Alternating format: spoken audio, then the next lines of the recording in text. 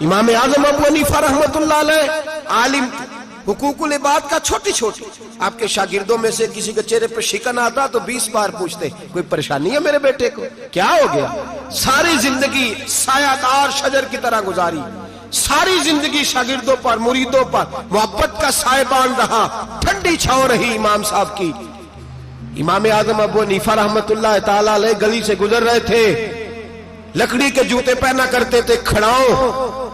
ایک نوجوان بچے کے پیر پہ پیر آ گیا تو کہنے لگا امام اللہ سے ڈر جا۔ یہ لفظ کہے تو امام صاحب کی چیخ ہی نکل گئی، کئی گھنٹے بے ہوش رہے۔ لوگوں نے کہا حضور کیا ہوا؟ فرمانے لگے تم نے سنا نہیں، چھوٹے چھوٹے جوان بھی کہتے ہیں کہ ابو حنیفہ اللہ سے نہیں ڈرتا، اللہ کی مخلوق کہتی ہے نہیں ڈرتا۔ اگر یہ کہہ رہے ہیں تو میرا کیا بنے گا؟ کئی دن روتے گزر گئے، لوگ اس بچے کو لائے، آگے کہنے لگا حضور آپ تو پریشان ہو گئے، میں نے تو محاورتاً کہا تھا، محاورتاً کہا تھا کہ آپ اللہ سے نہیں ڈرتے۔ فرمانے لگے بیٹے مجھے محاوروں کا نہیں پتا، جب رب کے خوف کا نام آتا ہے تو جملے سیدھے میرے دل سے جا کے ٹکراتے ہیں، سیدھے دل سے جا کے ٹکراتے ہیں۔ گلی سے گزر رہے، لکڑی کے جوتے پہنے، کھڑا ہوں، بارش ہے، کیچڑ ہے، ایک دیوار کے قریب سے گزرے تو تھوڑا سا کیچڑ اڑ کے نا تو دیوار پہ پڑ گیا۔ یہاں ٹرالی والا ساری دیوار توڑ جاتا ہے اور کہتا ہے چلو میں نے کون سا جان بوجھ کے کیا ہے۔ یہاں لوگوں کا گھر توڑ جاتے ہیں، کہتے ہیں چلو بتاؤ کتنا خرچہ آیا تھا۔ فوری طور پہ لوگ ماننے کو تیار ہی نہیں۔ امام صاحب کے پیروں سے یہ باریکی سمجھے، یہ حقوق العباد کا مسئلہ ہے، جو جاننے والے ہوتے تھے ان کا یہ طرز زندگی تھا۔ کیچڑ اڑا پیروں سے اور ایک آدمی کی دیوار پہ پڑ گیا۔ امام صاحب کھڑے ہیں، سوچ رہے کروں تو کیا کروں۔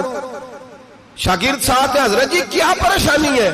آپ فرمانے لگے میں نے اس کی دیوار گندی کر دیا، صاف نہ کروں تو بھی ظلم ہے، اور اگر صاف کروں تو دیوار کچی ہے، جب صاف کروں گا تو کچھ مٹی اتر جائے گی، تو کسی کے گھر کی مٹی اتارنا یہ بھی ظلم ہے۔ اب میں دو پریشانیوں میں الجھ گیا ہوں، کدھر جاؤں؟ کہا حضرت جی پھر؟ فرمایا اس کے دروازے پہ دستک دو۔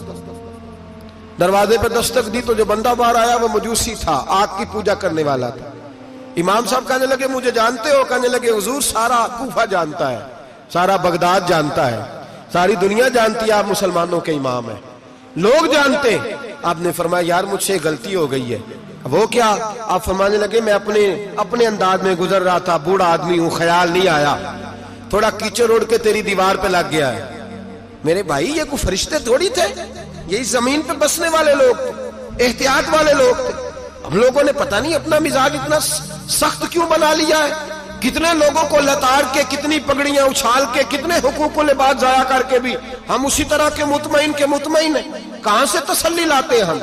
کہاں سے اپنے آپ کو ٹھنڈک دیتے ہیں؟ کیسے اپنے آپ کو ہم سکون دے لیتے ہیں کسی کو تکلیف دے کے؟ کس طرح سکون کی نیند آتی ہے جب کوئی پریشان ہوتا؟ کیوں ہمارا دل پتھر ہو گیا؟ اعلیٰ حضرت فرمایا کرتے تھے جا کسی سے جا کے علاج کرا، تیرے سینے میں جو دل دھڑک رہا ہے وہ سخت ہو گیا، جا کسی سے جا کے اس کی دوائی کھا، تجھے خیال ہی نہیں آتا تڑپتے لوگوں کو دیکھ کر، جا کے علاج کرا، اگر ایسے ہی مر گیا تو حالات تیرے حق میں اچھے نہیں ہوں گے۔ حضرت امام صاحب تڑپ رہے ہیں اور اس شخص کے سامنے آہوزاری کر رہے ہیں جو مجوسی بھی ہے، غریب بھی ہے، کچے گھر میں رہتا ہے۔ فرمایا یار بتاؤ کیا کروں؟ امام صاحب باتیں کر رہے ہیں تو وہ آدمی حیرت میں کھو گیا، کبھی دیوار دیکھتا، کبھی اپنا آپ دیکھتا، کبھی امام صاحب کو دیکھتا، دائیں بائیں دیکھتا، پسینے آنے لگے، پتہ نہیں کیا سوچوں کا مد و جزر چلنے لگا، کہاں بات گئی، کہاں تک اس کی سوچ گئی، کہاں پلٹ کے آئی۔ کہنے لگا امام صاحب میں تو چوک میں رہتا ہوں، روزانہ پتہ نہیں کتنی گاڑیاں مٹی برسا جاتی ہیں، کبھی کوئی نہیں آیا، آپ کو کیا ہوا؟ آپ فرمانے لگے مجھے کسی کا نہیں پتا، مجھے تو میں نے جو قرآن حدیث پڑھا ہے مجھے تو ڈر آ رہا ہے، مجھے بتا تو معافی دیتا ہے کہ نہیں، تیری دیوار صاف ہوگی کہ نہیں؟ کہنے لگا حضور دیوار کو چھوڑے، پہلے کلمہ پڑھائے، میرا دل تو صاف کر دے۔ کہنے لگا اتنا میٹھا دین، اتنا پیارا دین، اتنا خوبصورت دین کہ غریب کی دیوار پر کیچڑ لگ جائے اور آپ کو اتنی تکلیف ہو، میں اس دین سے دور کیوں ہوں؟ یہاں روز یورپ کہتا ہے کہ مسلمان جھوٹی شادیاں کرتے ہیں، دنگا فساد کرتے ہیں، نیشنلٹی لینے کے لیے جھوٹ بولتے ہیں، جانے کس کس قسم کے لوگ پاپڑ بیلتے ہیں، کس طرح اپنا ایمان بیچتے ہیں، کیا انداز ہم اختیار کرتے ہیں۔ ہمارے کردار نے لوگوں کو مذہب اور دین کا باغی بنا دیا. ہمارے بزرگوں کا طریقہ یہ تھا کہ چھوٹی چھوٹی باتوں کا خیال کر, چھوٹی چھوٹی باتوں کا. بہت بڑے عالم تھے, یہ ساری نیکیاں تو ان کی سماجی تھی, فلاحی تھی, ان کی معاشرت کی نیکیاں تھی, دنیا داری. لیکن جو ان کا باقی کا معاملہ تھا, 4 لوگ ایسے ہیں جو ہمیشہ قرآن پاک ایک رات میں پڑھا کرتے تھے. ان میں پہلا نام حضرت عثمان غنی کا ہے, پورا قرآن پاک. دوسرا مولا علی شیر خدا کا ہے. تیسرا حضرت سعید بن جبیر کا ہے. چوتھے امام اعظم ابو حنیفہ ہیں جو ایک رات میں پورا قرآن پاک پڑھ دیا کرتے ہیں. جس جگہ امام اعظم کی قبر بنی ہوئی ہے نا, اعظمیہ ایک محلہ ہے بغداد کا, اس کا نام ہی اعظمیہ, امام صاحب کے نام, جہاں قبر بنی ہوئی ہے. وہاں بیٹھ کے امام اعظم ابو حنیفہ نے 60 مرتبہ قرآن پاک ختم کیا. خود پڑھا, خود فرمایا یہاں میں نے دفن ہونا. اس جگہ 60 قرآن پاک پڑھے. رمضان کا مہینہ آتا تھا تو امام صاحب ایک قرآن پاک دن میں پڑھتے تھے, ایک رات کو پڑھا کرتے تھے, ایک قرآن پاک سنایا کرتے. امام صاحب رحمت اللہ علیہ ساری رات نفل پڑھتے. لوگ کہتے ہیں کہ امام صاحب کی رات نماز کے لیے کھڑے ہوتے تو ایک رکعت میں 15 سپارے پڑھتے. تو لوگ کہتے تھے یہ ابو حنیفہ نہیں, یہ تو کوئی کسی نے پلر کھڑا کر دیا, یہ تو کوئی ستون ہے, رکوع ہی نہیں کرتا, پورے 15 سپارے. یہاں تو ابھی تراویح آئیں گی, لوگ پہلے سے کہنے لگ گئے بڑی گرمیوں کے روزے ہیں, بڑی گرمیوں کے روزے ہیں. اور آ تو لینے دے بھائی, پہنچ تو لینے دے رمضان شریف کو. اللہ بڑا مہربان ہے, ہر چیز کو بدلنے پہ قادر ہے. پہلے سے لوگ تیاری کر رہے ہیں, مسجدیں ڈھونڈیں گے جائے اسی اچھا ہو, قرآن جلدی پڑھا جائے, ڈھونڈ کے. امام صاحب رحمت اللہ تعالیٰ علیہ, اور میں اکثر کہا کرتا ہوں, میں کہتا ہوں تو تراویح میں کھڑا نہیں ہوتا, پاسپورٹ کے دفتر کھڑا ہو جاتا ہے 2 گھنٹے, شناختی کارڈ کے دفتر تو 3 گھنٹے کھڑا ہو لیتا ہے. یہ تیرا ظلم ہے اپنی ذات کے ساتھ کہ تجھے قرآن کے لیے کھڑا نہیں ہوا جاتا, دنیا داری کے لیے کھڑا.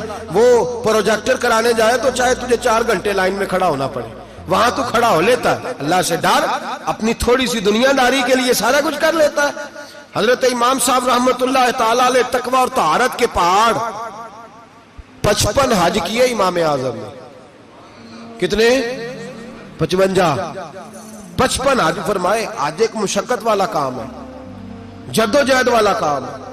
جوان بھی تھک جاتے ہیں, کہتے ہیں بڑا مشکل ہے جی, اور یہ جتنا مرضی آسان ہو گیا قیامت تک اس نے مشکل ہی رہنا ہے, اس لیے کہ یہ ایک مجاہدہ ہے. 55 حج کیے. آخری حج پہ گئے تو کعبے کے مجاور کو کہنے لگے ذرا کھول نہیں دیتے کعبے کا دروازہ, میرا اندر جانے کو دل کرتا ہے. اس نے دروازہ کھولا, اندر گئے تو کہنے لگے خدایا, 2 جملے کہے, کہنے لگے اے اللہ جتنا تو نے مال دیا تھا میں اتنا شکر نہیں ادا کر سکا, اور جتنا تو نے علم دیا تھا میں اتنا عمل نہیں کر سکا. اب بوڑھا ہو گیا ہوں, مہربانی کرنا مجھ سے درگزر والا معاملہ کر, اور اے اللہ اگر تو مجھے بتا دے کہ تو راضی یا ناراض ہے تو میں ذرا سکون سے مر جاؤں.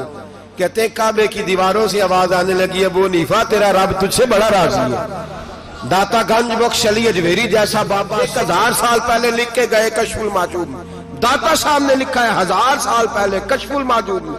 داتا صاحب فرماتے ہیں میں حضرت بلال کی قبر پہ حاضری دینے گیا, یعنی 1000 سال پہلے کے مسلمان بھی قبروں پہ مزاروں پہ جایا کرتے تھے. داتا صاحب لکھتے ہیں, کہتے ہیں ملک شام میں حضرت بلال حبشی کی قبر پہ حاضری دینے گیا. میں قبر پہ حاضری دے کے تو ساتھ لیٹ گیا, میری آنکھ لگ گئی, مجھے خواب میں نبی پاک کا دیدار نصیب ہوا. گویا حاضری حضرت بلال کی, اور برکت یہ کہ وہاں مجھے مصطفیٰ کا دیدار نصیب ہو رہا ہے. فرماتے ہیں نبی پاک میری خواب میں آئے, حضور نے ایک بوڑھے بابے کے گلے میں ہاتھ ڈالا ہوا ہے اور اپنے ساتھ ساتھ چلا رہے ہیں. میں نے عرض کی یا رسول اللہ یہ کون ہے؟ تو نبی پاک نے فرمایا یہ تیرا امام اعظم ابو حنیفہ ہے. فرماتے ہیں مجھے سمجھ آ گئی کہ امام اعظم بھٹک اس لیے نہیں سکتے کہ انہیں رسول پاک نے سہارا عطا فرمایا ہے, وہ بھے کس لیے نہیں سکتے کہ نبی پاک نے انہیں سہارا دیا. داتا گنج بخش علی اجمیری رحمت اللہ تعالی علیہ فرماتے ہیں کہ امام صاحب رحمت اللہ تعالی علیہ بہت بڑی شخصیت. امام اعظم کا پیغام کیا ہے؟ انہوں نے فقہ بنائی, دین پھیلایا, جتنی بھی میں نے باتیں سنائی سارا پیغام, ایک پیغام ہے امام صاحب. امام صاحب رحمت اللہ تعالی علیہ فرماتے ہیں کہ دین پر عمل کرنے والوں کو بھی کسی اچھی صحبت کی ضرورت ہوتی ہے. عمل کرنے والے کو آپ فرماتے ہیں کئی دفعہ عمل کرنے والے کا عمل بھی ٹوٹ جاتا ہے, استقامت نہیں رہتی. فرماتے ہیں اچھی صحبتیں تلاش کرو, ان کے پاس بیٹھا کرو, ورنہ ہو سکتا ہے جو عمل تم کر رہے ہو اس میں کمی آ جائے. جتنا نیک لوگوں سے رابطہ زیادہ رہتا ہے انسان کا دین پر عمل زیادہ رہتا ہے, جتنا نیک لوگوں سے پیچھے ہٹتا ہے اتنا دین سے آپ فرمایا کرتے تھے اگر 2 سال نہ ہوتے جو میں نے امام جعفر صادق کی صحبت میں گزارے تو ابو حنیفہ ہلاک ہو جاتا۔ اپنے آپ کو رب کریم کے بندوں کے ساتھ لگا کے رکھیں، جوڑ کے رکھیں۔ اگر ہمارا رب کریم کے بندوں سے رشتہ رہے گا تو قرآن و سنت سے رشتہ رہے گا۔